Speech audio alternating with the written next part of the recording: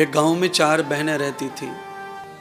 4 बहना एक गांव में रहती थी। उन चारों में एक बार विवाद हो गया। और विवाद क्या था? मैं बड़ी, दूसरे ने कहा नहीं मैं बड़ी, तीसरी ने कहा मैं बड़ी, चौथी ने कहा मैं बड़ी। अच्छा 4 हैं तो कोई तो बड़ी होगी, सब एक समान तो नहीं होंगे। 4 बहनें हैं, चारों बड़ी बड़ी की झगड़े में पड़ी। और एक महात्मा ने कहा कि नाम बताओ, क्यों झगड़ती हो? तो एक ने कहा मेरा जो नाम है वो है भूख। दूसरी ने कहा मेरा नाम है प्यास। तीसरी ने कहा मेरा नाम है इच्छा। चौथी ने कहा मेरा नाम आशा। साधु ने कहा तुमने कैसे कहा कि मैं बड़ी? तो कहा मैं इसलिए बड़ी हूं कि मुझ में मेरा नाम ही भूख है और संसार में भूख से बड़ा कुछ नहीं है। साधु ऐसे महान ज्ञानी नहीं थे, इसलिए उन्होंने कुछ जवाब नहीं दिया। मजलिस से पूछा कि तुम कैसे कह रही हो कि तुम बड़ी हो? तो कहा मेरा नाम प्यास है। तो कहा तुम कैसे बताओगी कि तुम बड़ी हो, प्यास हो तो हो? तो कहा प्यास इसलिए बड़ी है क्योंकि प्यास से बड़ा कुछ नहीं है संसार में। तृष्णा से पूछा कि तुम कैसे बड़ी हो? तो कहा मैं तो बड़ी हुई, सारी दुनिया मर जाती है पर मैं मरती नहीं हूँ। चौथी से पूछा देवी आशा तुम बताओ तुम कैसे बड़ी हो? तो कहा आशा के बगैर तो निराशा ही है संसार में। संसार क्या है? आशा से चलता है। मैं हूं तो आज संसार चल रहा है, मैं नहीं तो संसार उस क्षण में खत्म हो जाएगा। साधु ने कहा रुको, कौन बड़ी कौन छोटी मैं निर्णय नहीं कर पा रहा, चलो यहाँ के जो राजा हैं वो बहुत ज्ञानी हैं, उनके पास चलो। चारों बहनों को लेके महात्मा राजा के पास पहुंचे। राजा के पास जाकर ये सवाल रखा चारों बहनों का, भूख का, प्यास का, तृष्णा का और आशा का। राजा ने कहा भूख से बताओ तुमने कैसे समझा कि तुम बड़ी हो?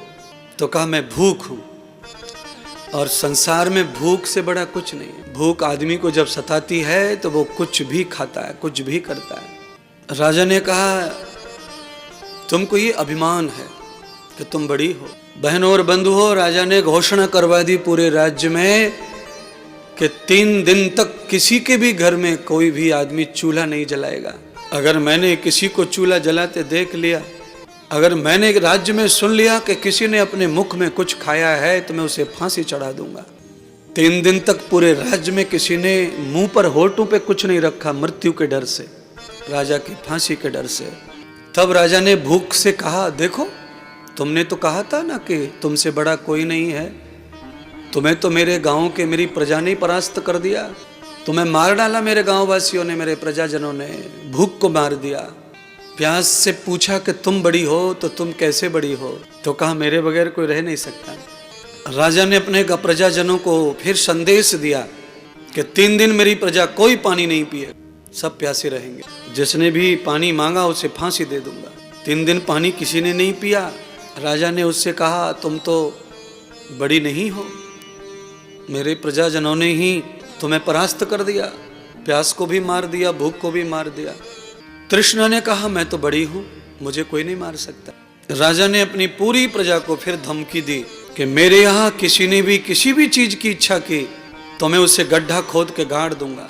3 दिन तक पूरी प्रजा ने किसी ने भी इच्छा नहीं की, किसी ने भी कोई तृष्णा नहीं पैदा की। तृष्णा का भी बहुत असर नहीं हुआ प्रजाजनों पर। वैसे तृष्णा मरती नहीं है, पर राजा की धमकी की वजह से असर नहीं हुआ। सभी लोग वैराग्य में आ गए। सबने सोच लिया 3 दिन अगर इच्छा नहीं भी की तो फर्क नहीं पड़ता, पर 3 दिन में इच्छा की तो राजा मार देगा। मृत्यु के भय से इच्छा मर जाती है, ये ध्यान रखना। आपकी इच्छा को भी मारना हो तो उसे मृत्यु का भय डरा, मृत्यु का भय दिखाओ। मृत्यु का जब भय आता है तो इच्छा मर जाती है, जीने की इच्छा ही मर जाती है।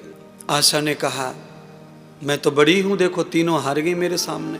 राजा ने कहा कि हाँ तुम बड़ी हो सच में, क्योंकि मेरी प्रजा की भूख मर गई, प्यास मर गई, तृष्णा भी शून्य हो गई, पर उनकी आशा नहीं मरी। वो इसी आशा में मेरी बात मान रहे हैं कि हम जिंदा रहें, जिंदा रहें। जिंदा रहने की आशा में ही उन्होंने मेरी सब बात मानी है। भूख को मार दिया जिंदा रहने के लिए, प्यास को मार दिया जिंदा रहने के लिए, तृष्णा को समाप्त कर दिया, तृष्णा मुक्त हो गए जिंदा रहने के लिए। मैं ये सब चीज़ें इसीलिए सुना रहा हूँ कि हमको लंबे समय तक चेतन रहना है, अवस्था में रहना है, व्यवस्था में रहना है। आशावादी बन के रहना है, आशा से जीना है, तो हमको कुछ चीज़ों को मारना भी पड़ेगा। और वो क्या है, वो आप सब समझ गए मैं जो कह रहा हूँ। वैसे तो संतों ने कहा कि आशा तृष्णा ना मरी, मर मर गए शरीर। कबीर जी का ये दोहा है। कह गए दास, कबीर जी ने कहा कि बहुत सारी चीज़ें हैं जो मर जाती है, भूख तो मरी जाती है, सब जानते हैं। आप लोग ही तो कहते हैं, नवरात्रि में व्रत किया, 2 दिन तो थोड़ा बेचैन हुए, बाद में कुछ टेंशन नहीं आया। क्या हुआ? तो कहा भूख मर गई, फिर कुछ नहीं। तो जैसे भूख मर जाती है ना, ऐसे प्यास भी मर जाती है। प्यास को मारने की भी विद्या होती है, ज्ञान होता है, वो भी सत्संग से मिलता है, अच्छे गुरुओं से मिलता है, वैज्ञानिकों से मिलता है, रिसर्च ऋषियों से मिलता है। प्यास भी मार सकते हैं हम लोग, जैसे भूख मर सकती है, प्यास मर सकती है। तृष्णा से मुक्त हो सकते हैं, पर आशा मुक्त नहीं हो सकते। आशा कभी नहीं मिटती, और आशा को कभी मारो मत। जो व्यक्ति आशावादी है वो आदमी उन्नतिवादी है, ये ध्यान रखो। जिसकी आशा खत्म हो जाती है उसकी विकास खत्म हो जाता है, उसका उन्नति रुक जाती है।